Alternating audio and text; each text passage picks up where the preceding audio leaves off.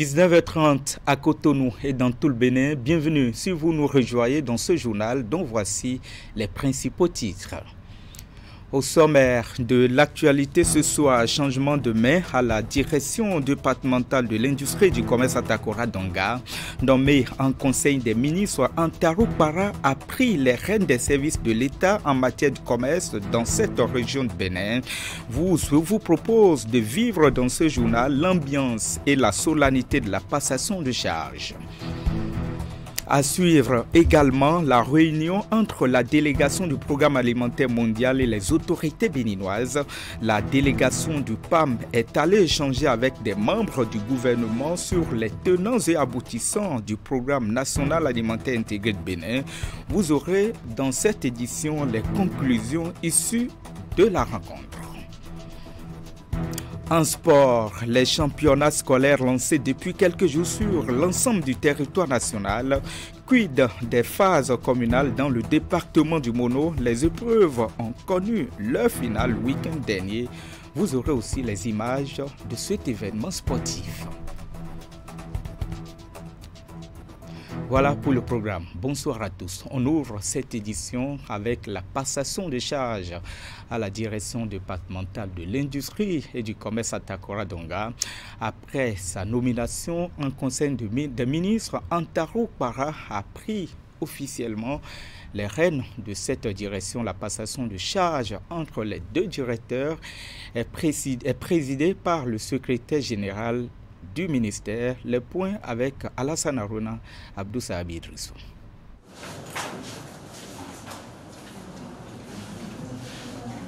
Signature de procès-verbaux, suivi d'échanges de paraphes entre le directeur entrant et sortant de la direction départementale de l'industrie et du commerce à Takora Donga, c'est l'un des temps forts de cette cérémonie de passation de charges. Après 3 ans, 6 mois passés à la tête de cette institution, Rufus Saré passe le témoin à son successeur Antarou Para. C'est Dieu qui m'a fait grâce. L'homme n'est rien, c'est Dieu qui est à la mesure de toutes choses. Et je m'emploierai, bien évidemment, à travailler encore plus que par le passé pour contenter l'autorité.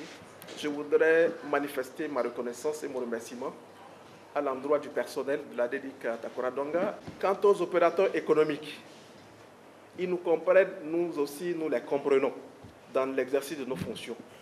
Nommé en Conseil des ministres mercredi 12 juillet 2023, le nouveau directeur à charge du commerce au niveau départemental mesure déjà l'immensité de la tâche qu'il attend sur le terrain.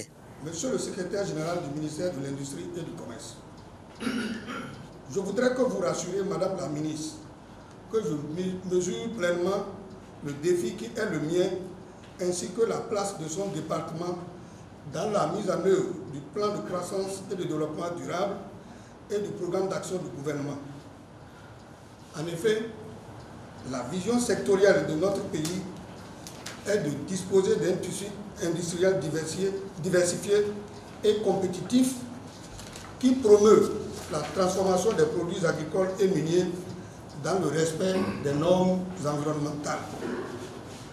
Après la transformation, vient alors la commercialisation de ces produits de manière à stimuler la croissance économique et la réduction de la pauvreté.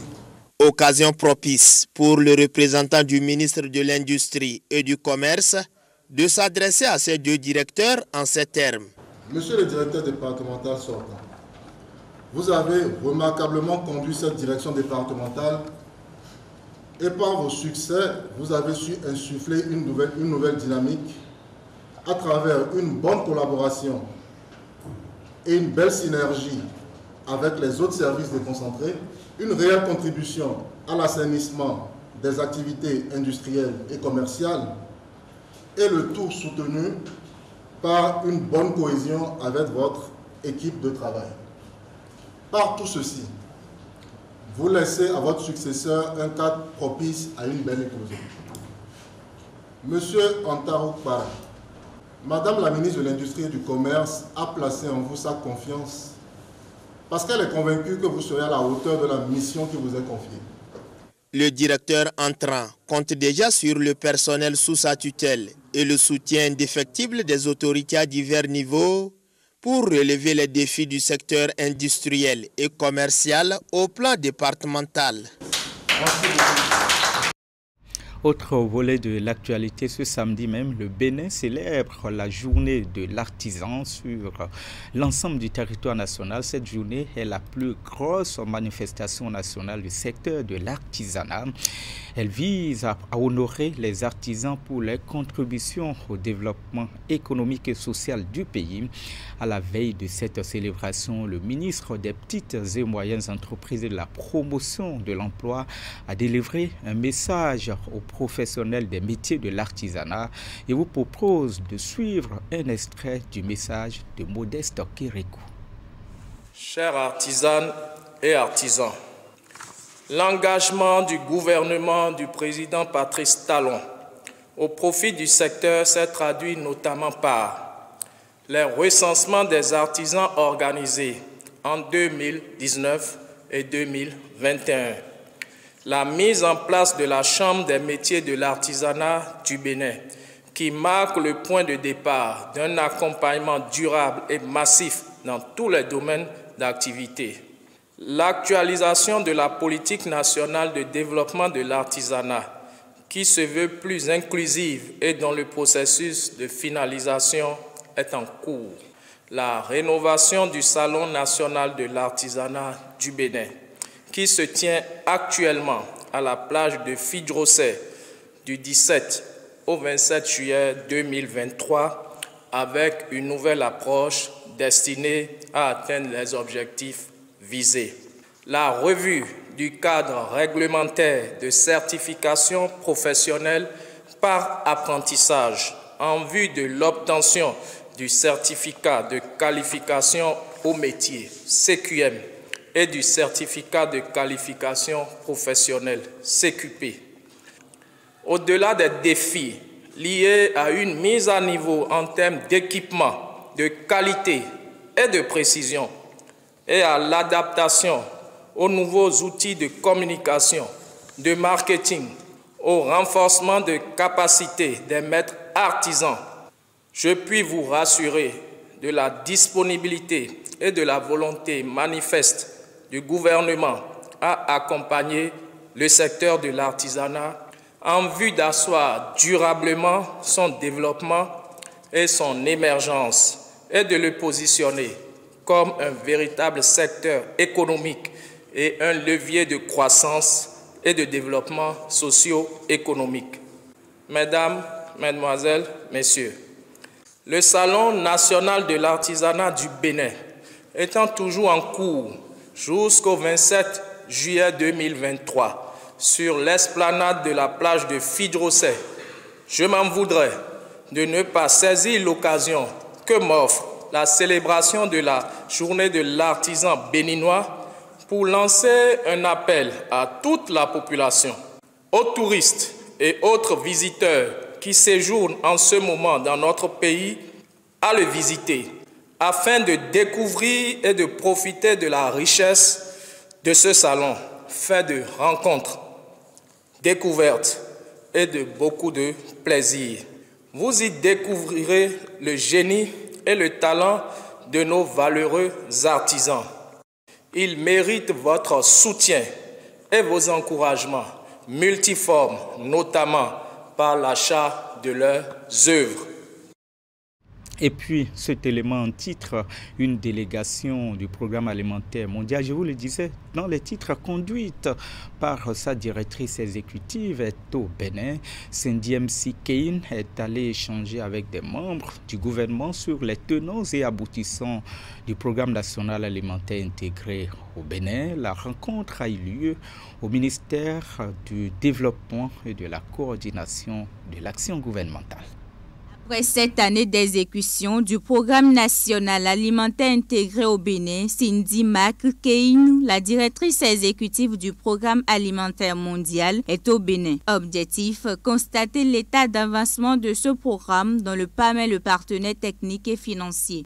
Je retiens qu'on a eu une très bonne relation de travail avec le gouvernement, avec une grande ambition de réaliser 100% de couverture dans le pays, ce qui est une très bonne chose et nous continuerons à travailler ensemble. C'est un modèle que nous retenons et j'apprécie.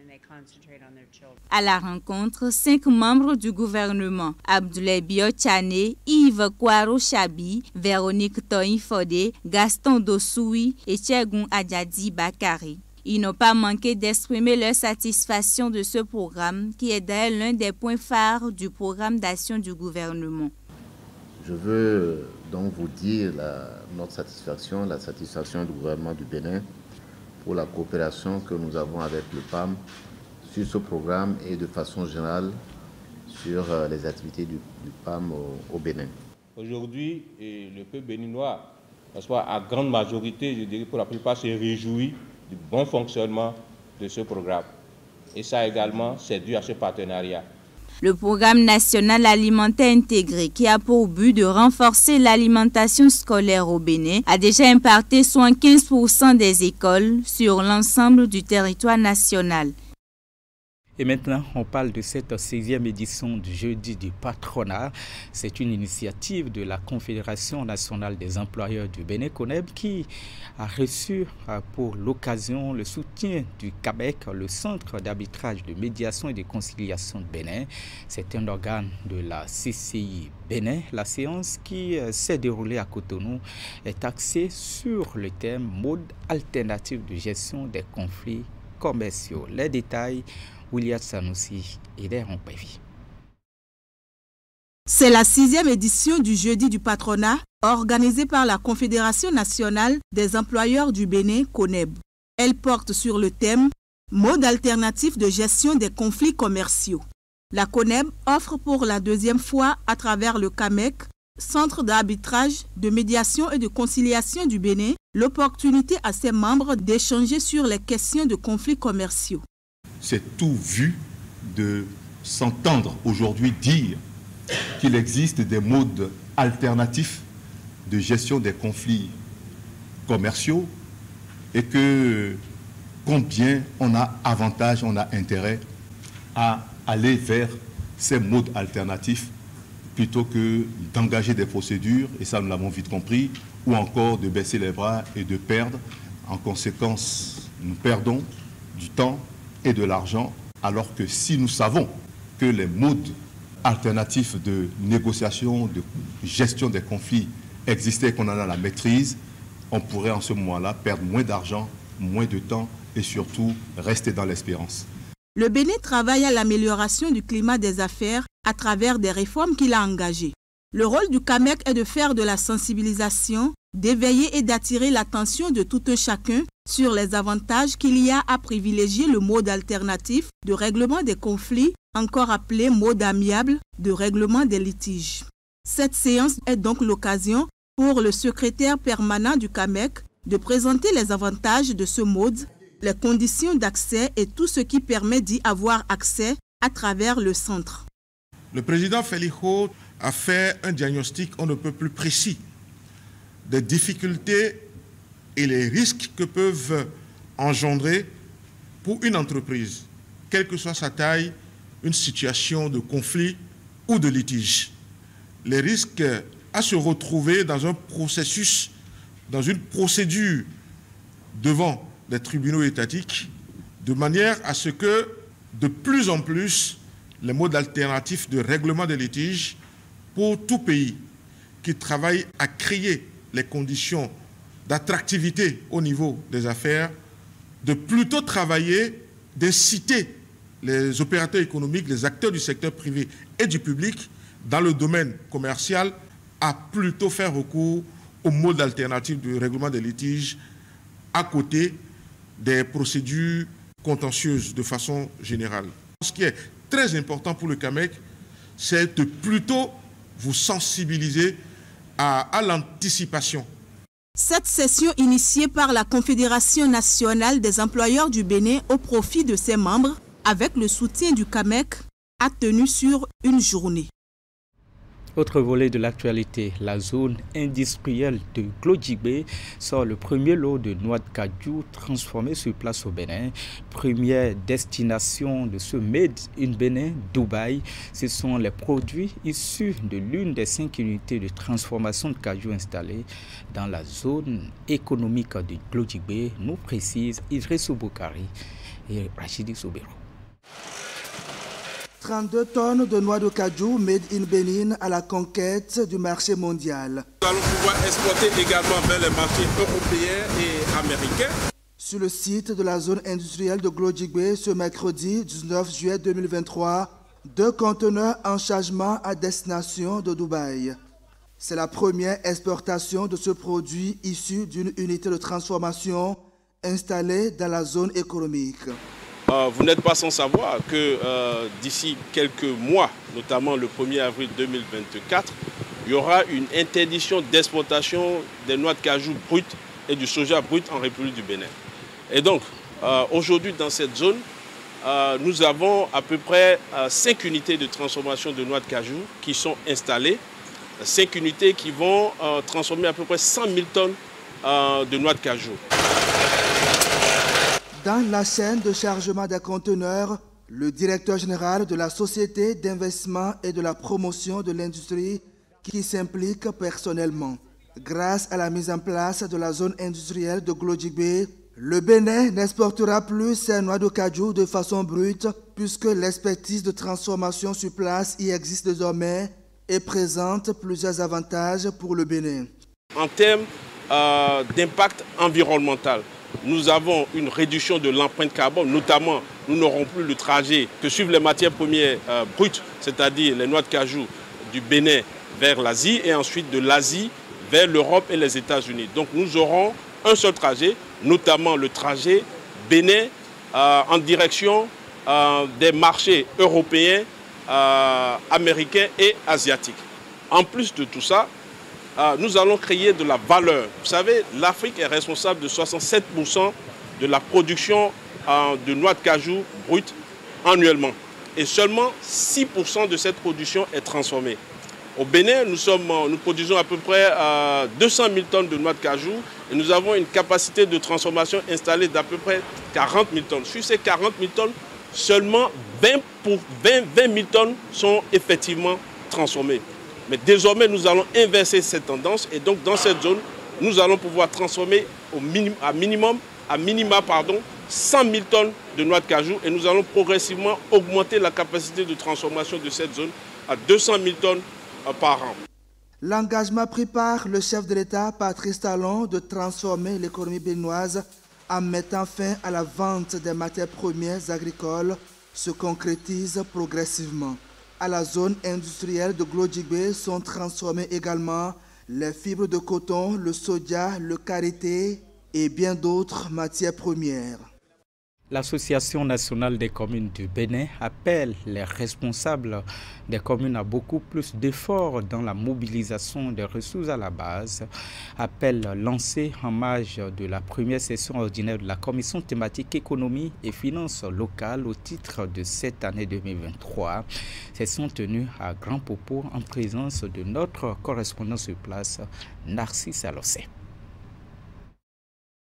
Le ballet des commissions techniques de l'Association nationale des communes du Bénin s'ouvre ici à celle qui est en charge l'économie et les finances locales. Et pour l'occasion, élus locaux, responsables des affaires administratives et financières des communes et représentants de l'État central se concertent ici à Grand Popo pour l'amélioration des finances locales.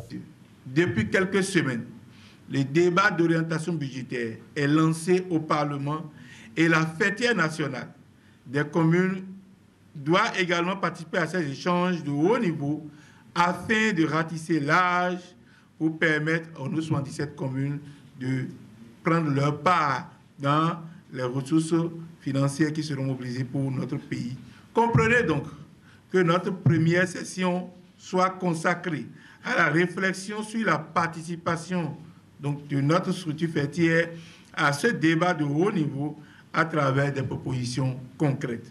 Des propositions qui seront faites suite à des réflexions autour d'un certain nombre de points qui vont de l'identification des besoins des membres de la commission thématique économie et finances locales à la collecte des besoins en lien avec le FADEC. Je voudrais donc compter sur votre participation active afin de doter notre institution, la NCB, des outils nécessaires qui lui permettront de jouer pleinement son rôle de défense et de plaidoyer pour les causes des communes béninoises. Ces assises offrent donc l'occasion à la fêtière des communes du Bénin de définir les stratégies et lois qui permettront aux collectivités locales d'accroître leurs ressources propres. En ligne de mire ici, la loi des finances, exercice 2024. Le professeur de droit et de sciences politiques Frédéric Joël Aïvor, en détention un peu plus de 2 ans, a eu 50 ans le 18 juillet dernier. Au niveau de ses parents et de ses amis et proches, l'événement n'est pas passé sous silence. Ils ont organisé à cet effet à l'occasion une messe d'action de grâce en la cathédrale de Porto-Novo. C'est pour prier pour ses 50 ans de vie et pour sa libération. Les détails, Emma Rodon. Délivre-nous de tout mal, Seigneur. Des parents et amis du professeur Joël Aïvor à la cathédrale Notre-Dame de Porto-Novo. Ils y ont demandé cette messe d'action de grâce pour commémorer les 50 ans d'anniversaire du professeur en détention. Sachant qu'il ne peut partager ces moments avec eux, cette messe d'action de grâce était l'occasion pour ses parents et amis de s'unir d'intention avec lui et prier le Seigneur pour que rapidement il recouvre sa liberté. Je dois vous dire que Joël Frédéric Aïvor est un ami personnel et 50 ans dans la vie d'un homme, c'est pas petit. Donc c'est une grâce. Nous sommes venus pour commémorer son anniversaire et à travers la messe d'action de grâce. Tout est grâce. Ouais, tout est grâce. C'est Dieu qui est le début des choses et il sera la fin des choses. Dans son homélie, le père célébrant a recommandé aux parents et amis de Joël Aïvor de garder la foi et l'espérance que Dieu agira pour que cette épreuve que vit le professeur soit conjuguée au passé. Vous savez, 50 ans dans la vie d'un homme, c'est très important. Et surtout, passer son 50e anniversaire dans les conditions que nous savons, ce n'est pas facile. Et il était de bon ton pour nous, ses amis, et surtout de la même génération que lui, de pouvoir marquer cet événement pour lui témoigner notre amitié et notre solidarité. L'homélie du prêtre a tout dit, c'est que les voies du Seigneur sont insondables et Dieu a un plan pour la vie de chacun. Donc c'est sous l'angle de la foi que nous pouvons lire ce qui se passe, et sans la foi il est impossible d'avoir de l'espoir. Donc c'est un message d'espoir, d'espérance. Et croire, espérer et surtout avoir l'esprit du pardon, comme le prêtre l'a dit dans son homélie, pour transcender les difficultés et aller plus loin dans son avenir et dans son destin. Mais nous avons au clou à forme le coup. Au clou nous avons ton débat. Boido ibomone. Miwa boa dok peni egbe. Au clou nous des azan egbe toné. Et na du kakasa. Au bout manadi. Et c'est l'occasion pour nous de continuer à lui marquer notre affection, notre amitié et notre solidarité, bien qu'il ne soit pas aujourd'hui avec nous. Et c'est le lieu pour nous d'en appeler comme l'a dit le prêtre, à la providence, à la sagesse à tous les niveaux, pour que le professeur Frédéric Aïvor, qui nous autres, comme on le dit habituellement, comme beaucoup ont eu à vous le dire, nous restons convaincus que le professeur Aïvor n'a pas sa place là où il est, et nous souhaitons très, très sincèrement que le professeur Aïvor revienne parmi les siens, rejoigne sa femme, ses 2 enfants qui ont besoin de l'affection paternelle en ce moment. Les parents et amis de Joël Aïvor ont confié leurs intentions à Dieu et souhaitent que très prochainement l'homme soit sorti de la prison pour être au milieu des siens. Parlons à présent de la revue à mi-parcours du plan de travail annuel du ministère de l'Enseignement supérieur et de la Recherche scientifique. Les parties prenantes se penchent sur les résultats obtenus au cours des premiers mois afin de pallier les blocages éventuels pour plus d'efficacité. Reportage. À la loupe dès ce mercredi les performances et contre-performances réalisées courant le semestre qui s'achève au ministère de l'Enseignement supérieur et de la Recherche scientifique. Il est question notamment pour les acteurs de la chaîne de dépenses de soumettre à l'appréciation de l'ensemble des parties prenantes les résultats obtenus au cours de la période. Au 30 juin 2023, les taux d'exécution physique et financière, base ordonnancement, sont respectivement de 28,41% et 30,50%, contre respectivement 27,31% et 17,74% en 2022 à la même date. Je vais faire remarquer que les taux d'exécution physique et financière base ordonnancement sont respectivement de 31,50% et 21,51% à la même date en 2021. Il se pose alors un problème qu'il convient de diagnostiquer en vue de trouver des solutions idoines. Il apparaît important que cette session de 2 jours, au cours desquels nous aurons à discuter et à échanger, puisse nous permettre de formuler des recommandations pertinentes dont la bonne mise en œuvre nous permettra d'améliorer les performances de notre ministère, notamment au terme de la gestion 2023. Diagnostiquer pour trouver des solutions idoines qui permettent de lever les goulots d'étranglement à une mise en œuvre plus efficace des projets et programmes prévus au titre de l'exercice 2023. Tel est l'objectif assigné à ces assises qui, au vu des résultats actuels, arrivent bien à propos. En sport, pour boucler la boucle, les championnats scolaires se déroulent depuis quelques jours sur l'ensemble du territoire national et nous sommes actuellement dans les phases communales dans le département du Mono. Les épreuves ont connu leur finale le week-end dernier. Le point des compétitions concernant la commune de Lokossa avec Nassis Alossé. Scène de liesse populaire ici au stade municipal de Lokossa. Ambiance générée par l'épilogue de la phase communale des championnats scolaires. La grande finale de l'épreuve de football a mis aux prises ici l'équipe du collège d'enseignement général numéro 1 de Lokossa, dont les joueurs sont en blanc, et celle du collège d'enseignement général numéro 2 de la même ville. Sous les yeux des autorités de la région et d'un public venu nombreux, les 22 acteurs ont fait admirer leur talent. À cette symphonie des Bleus, les Blancs ont donné une belle réplique sur cette échappée de leur excentré droit après la mi-temps. Le score est resté ainsi jusqu'au coup de sifflet final. Le recours est fait au tir au but et ici, les joueurs du CG1 se sont montrés plus adroits. Vous voyez l'ambiance qui règne, donc cela prouve que c'est une bonne activité pour surtout la fin de l'année que nous sommes en train de connaître.